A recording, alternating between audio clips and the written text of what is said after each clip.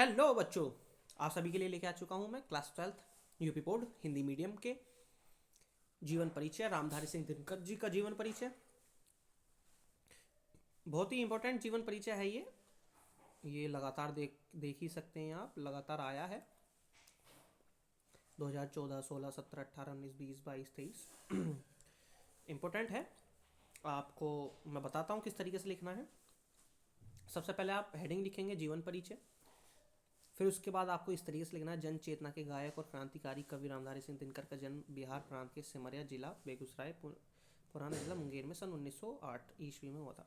तो जैसे ये सन 1908 ईस्वी में है ना, मानिए जब आप बोर्ड की कॉपी लिख रहे हैं ये, ठीक है, इतना आपने पैराग्राफ लिखा जीवन परिचय के बारे में, तो ये सब तो आप लिखेंगे ब्लू पेन से, ठीक है। पर जो मेन डेट्स होती हैं, तारीखें होती हैं, जैसे कि ये हो गई,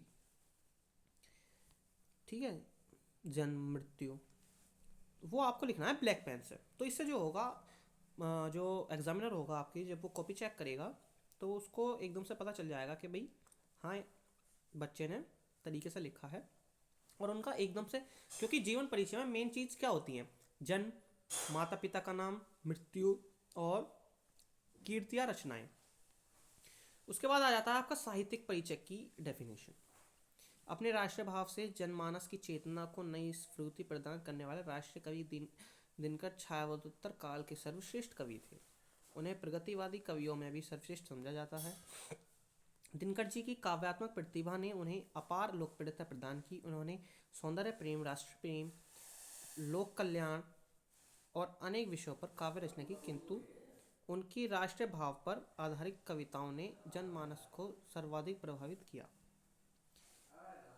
दिनकर को क्रांतिकारी कवि के रूप में भी प्रतिष्ठा मिली। उन्होंने रश्मिरथी एवं कुरुक्षेत्र जैसे, ये जो है ना उनकी रश्मिरथी, कुरुक्षेत्र जैसे प्रतिभा का प्रचार दिया है, वह सदैव अविस्मरणीय होगा, रहेगा।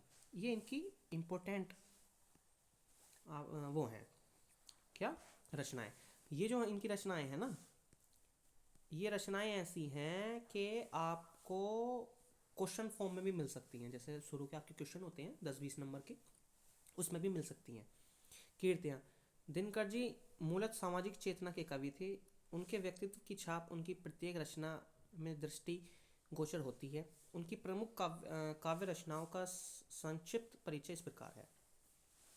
रेणुका, इस कृति में अतीत के गौरव के प्रति कवि का आदर भाव तथा वर्तमान को निरसता से दुखी मन की वेदना का परिचय मिलता है।